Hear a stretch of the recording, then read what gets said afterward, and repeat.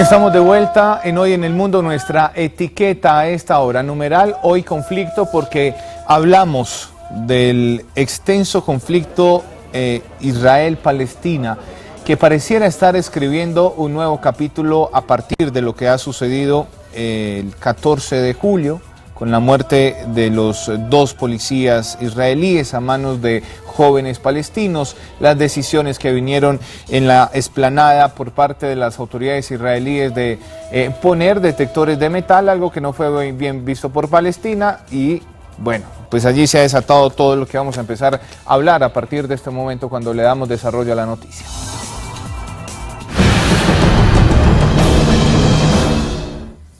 Pues voy a saludar, y ya lo ven ustedes, a Hodor Khalid, que es editor del diario Sirio-Libanés, pero además es profesor de geopolítica en la Universidad San Martín en Bogotá. Hodor, ¿cómo está? Buenas noches, gracias. Un gusto verle una vez más. ¿Qué tal? Buenas noches. Lo mismo digo desde este lado.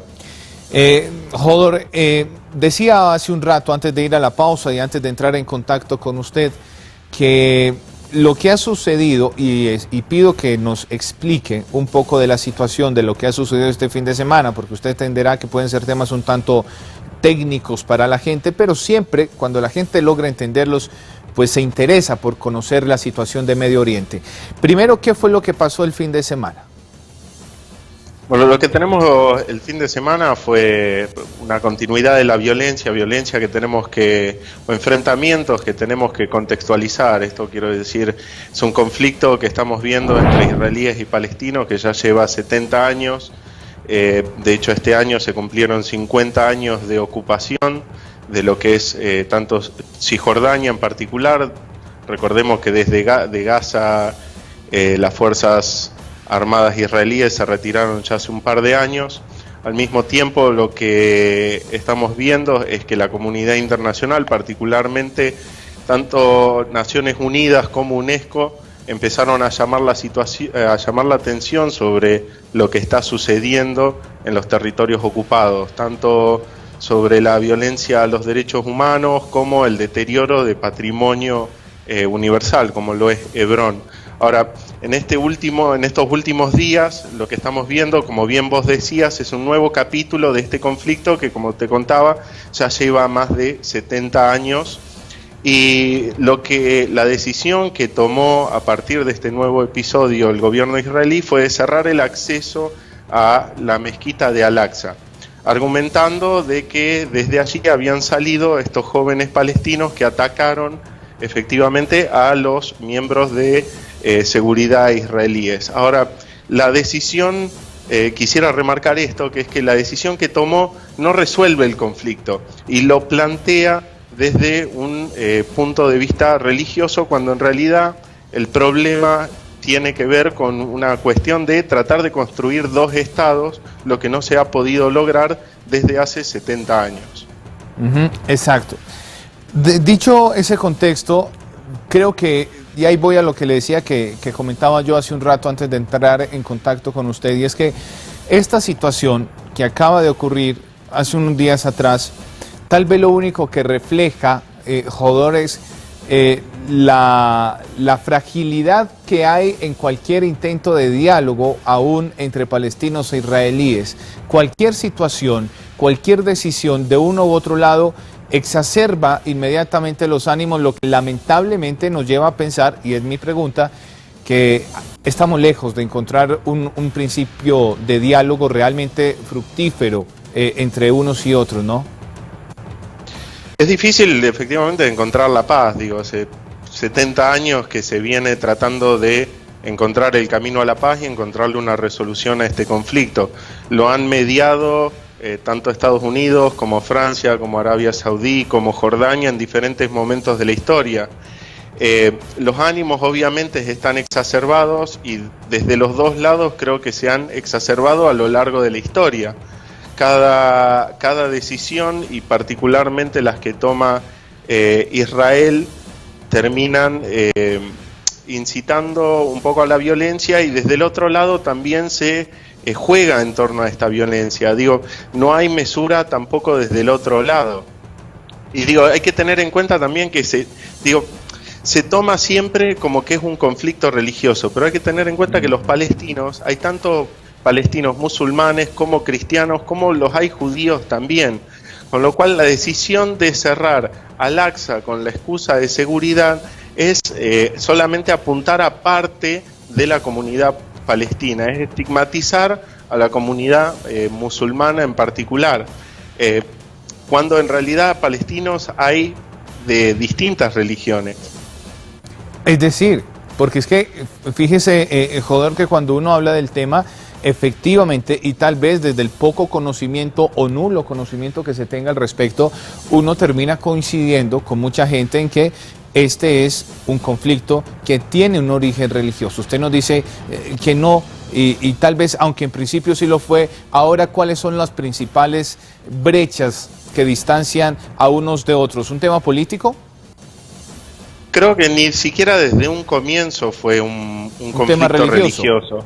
No, si bien se articuló la religión desde distintos actores, lo han articulado, la decisión de judíos de volver a la tierra prometida es una de las tantas articulaciones religiosas de este conflicto, pero en realidad tiene que ver justamente con la tierra y con la formación de un Estado-nación y la formación de una nación que vaya junto con ese Estado. El problema es que no podemos crear los Estados ni las naciones que deberían ocuparlos. Y en torno a ese proceso de creación de un Estado-nación es que empezamos a ver los conflictos. Y un conflicto que no hemos podido resolver. A pesar de la voluntad, ¿no?, de muchas partes, por lo menos públicamente se ha visto voluntad de muchos actores y muchos actores con peso internacional muy importante.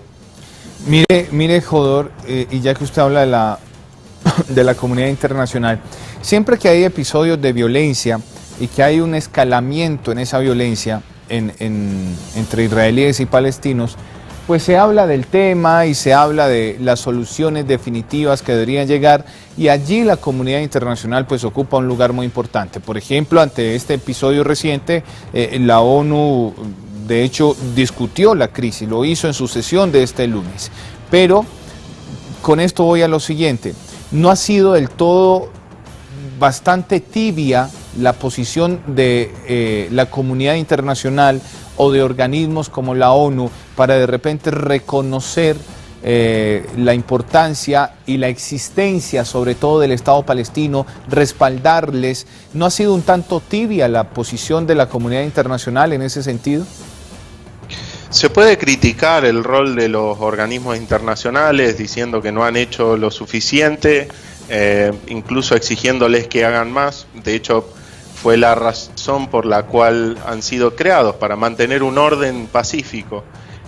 Pero en tanto y en cuanto no logremos llevar a los actores a la mesa de negociación y además logremos que sus aliados, que son normalmente los que dirigen este orden internacional, y estoy hablando de Estados Unidos, estoy hablando de Rusia, de China, en tanto y en cuanto tampoco tengamos un consenso entre estos países que tienen el peso adentro de la comunidad internacional, tampoco vamos a lograr una solución a este conflicto, ¿no?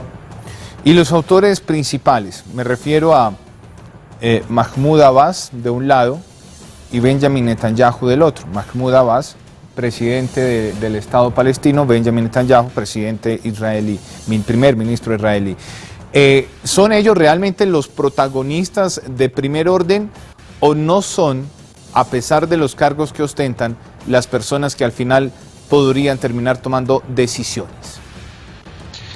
En principio son los actores más importantes porque representan a las dos comunidades en conflicto.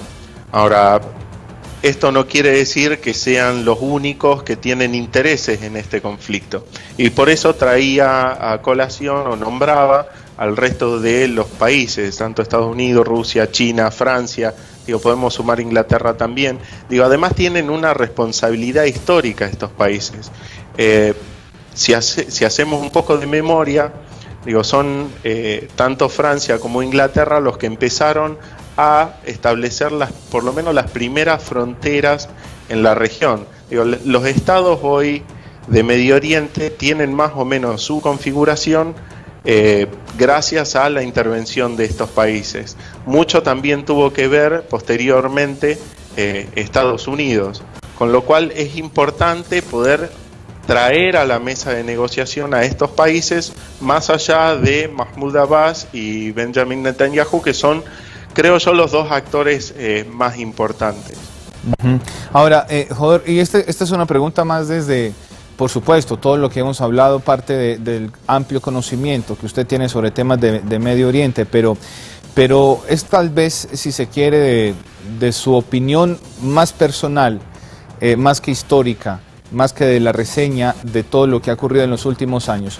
Desde su punto de vista y con todo el estudio que usted ha ido recogiendo con el paso del tiempo sobre la crisis y el conflicto Palestina-Israel, ¿cuál podría ser un principio, tan siquiera un principio de acuerdo, y hablo de un principio de acuerdo real, porque en tantos frustrados intentos que ha habido, pues se ha hablado de principios, ¿no?, de acuerdo, que finalmente se van al traste, pero si fuéramos a hablar de un principio de acuerdo real, ¿quién debería ceder o cómo debería ser si no se habla de ceder?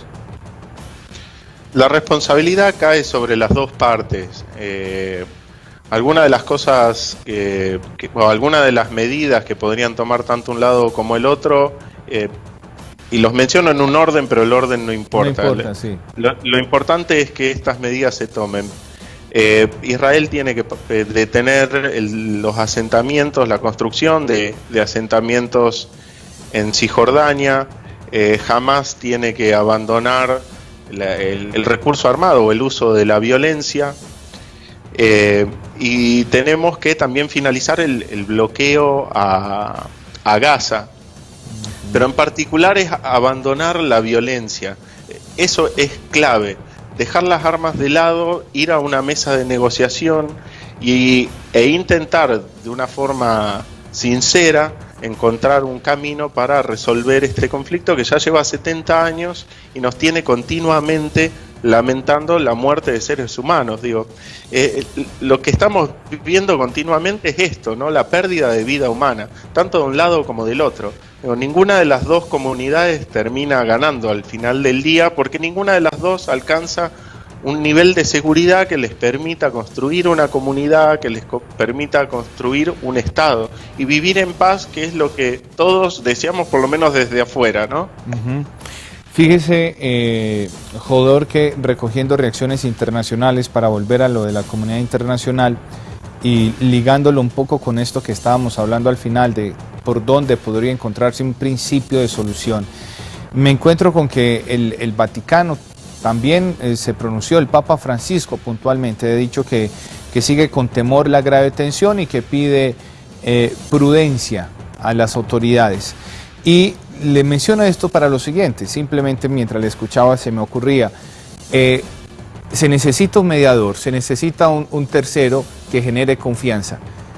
¿Podría ser ese el Vaticano? ¿Podría ser ese Francisco? ¿O ahí sí estaríamos hablando de temas religiosos que es mejor no tocarlos? ¿Verdad? Y yo coincido con tu último comentario. Creo que si vamos a buscar una tercera parte, yo no arrancaría por elegir a un representante religioso, porque al final del día también hay palestinos que son cristianos. Es difícil también encontrar una tercera parte que medie y que no tenga un interés en el conflicto. Digo, Estados Unidos lo tiene, Francia lo tiene, Inglaterra lo tiene, Rusia también lo tiene. Digo, entonces, por eso vuelvo a lo anterior. Digo, lo importante es traer por lo menos a los dos actores principales a una mesa de negociación, que abandonen el uso de la violencia y estas agresiones que por ahí no son violentas, pero que sí atentan contra las comunidades, que son la construcción de asentamientos.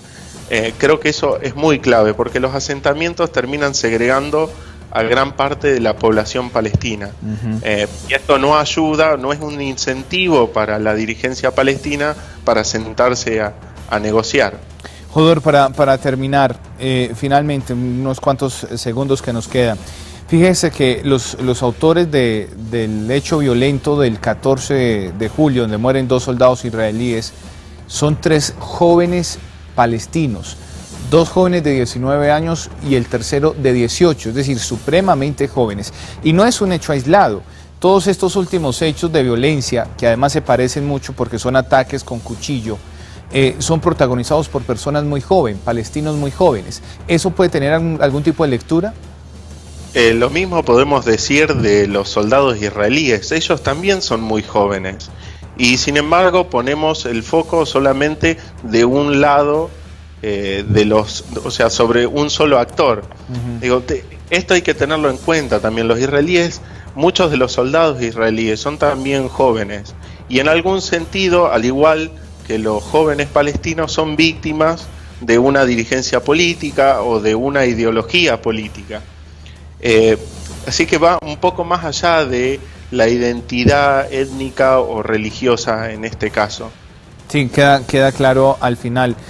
Pues, Jodor, muchas gracias. Sabe, este tema siempre va a ser un tema muy recurrente, siempre va a ser un tema importante para ponerle el ojo, aunque debería ser más seguido. Lo que intentamos con este tipo de charlas es no ser indiferentes ante la situación de un tema en lo mínimo preocupante. Así que muchas gracias por ayudarnos a entenderlo.